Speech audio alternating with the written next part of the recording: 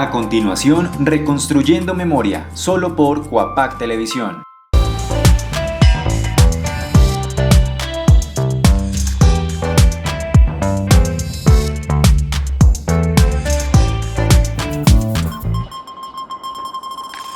Bienvenidos a un capítulo más de Reconstruyendo Memoria.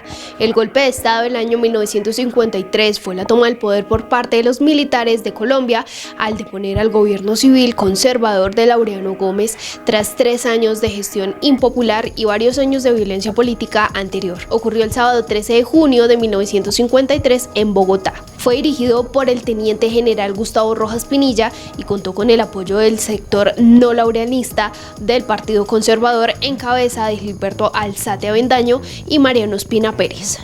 La caída del poder civil derivó la crisis que vivía el país desde el 9 de abril de 1948, día que por el caos que se vivió en la capital del país a raíz del asesinato del líder liberal Jorge Eliezer Gaitán se llamó Bogotazo. Los partidos políticos tradicionales colombianos, liberal y conservador, estaban enfrascados en un enfrentamiento desde 1925 aproximadamente y que se agravó a partir de 1948. Este periodo fue conocido como la violencia, en el que el gobierno conservador de Mariano Ospina Pérez y posteriormente Laureano Gómez se impuso el terror en las zonas rurales dominadas por liberales debido a las policías políticas conocidas como chulavitas en el centro del país y los paramilitares proconservadores conocidos como los pájaros en el Valle del Cauca. En respuesta, los liberales crearon guerrillas liberales y grupos de autodefensas campesinas conocidos como los cachiporros, y los comunistas también afectados crearon autodefensas comunistas. Además de lo anterior, los mismos partidos estaban fracturados por luchas internas e intrigas que les quitaron el apoyo popular. Por ejemplo, el sector gaitanista estaba enfrentado con el oficialismo liberal dirigido por Eduardo Santos y los conservadores estaban divididos entre ospinistas y laureanistas.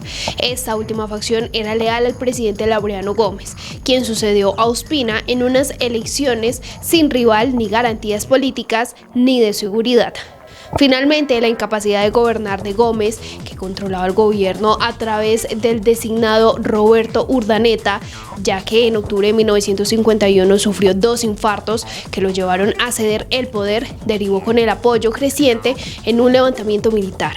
Gómez era tremendamente impopular por sus medidas dictatoriales y la radicalidad de sus ideas. El sábado 13 de junio de 1953, Colombia amenació con Roberto Urdaneta como presidente encargado.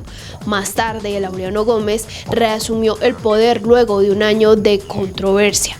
Así, a las 7 de la mañana, Laureano Gómez le ordena nuevamente a Urdaneta que destituya al general Rojas Pinilla, pero Urdaneta se niega y le dice que asuma nuevamente la presidencia y lo destituya a él mismo.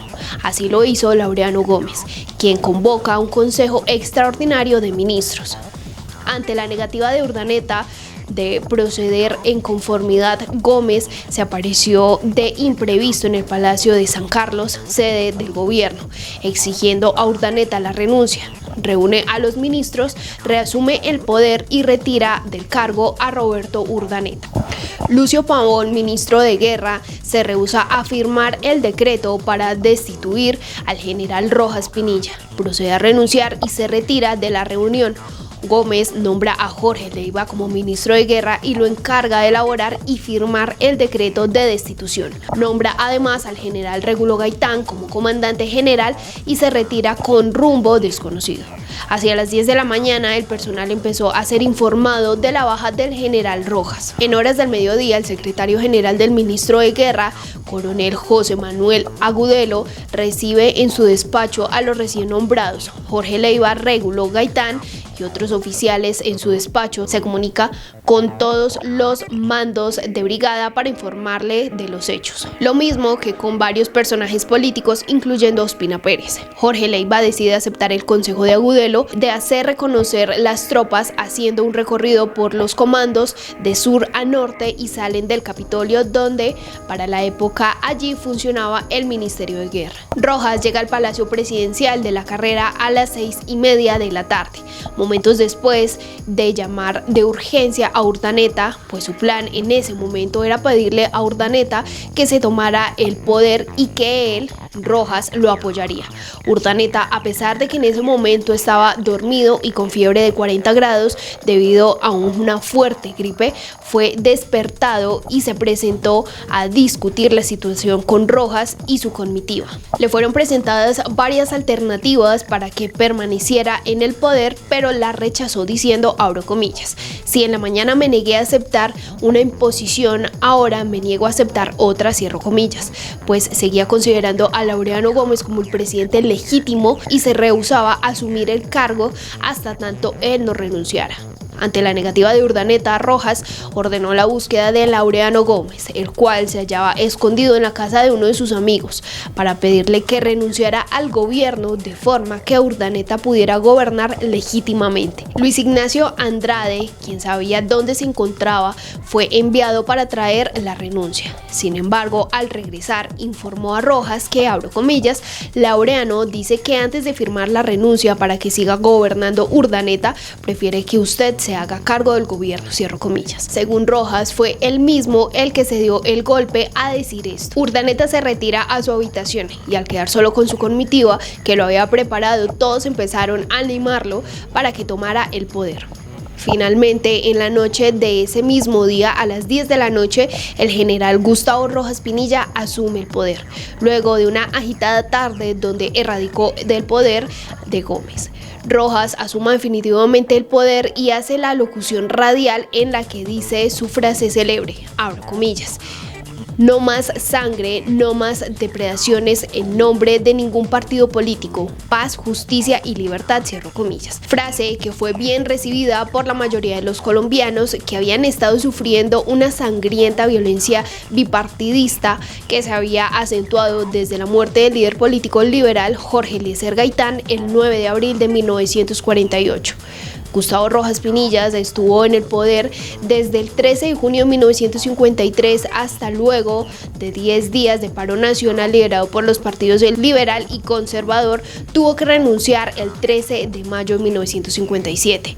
El golpe de Estado fue recibido con júbilo por la ciudadanía y los sectores políticos, económicos y religiosos del país. Los principales motivos de este júbilo fueron el fin de la crisis y la violencia en la que vivía el país, el apoyo que se ganó el general en meses previos y la pacífica interrupción del gobierno de Gómez, ya que no se usó la fuerza militar ni la violencia en los sucesos. Se considera que el gobierno de Rojas Pinilla no fue una dictadura tradicional, ya que Rojas Pinilla nunca ejerció la fuerza para llegar al gobierno y menos para mantenerse firmemente en el poder.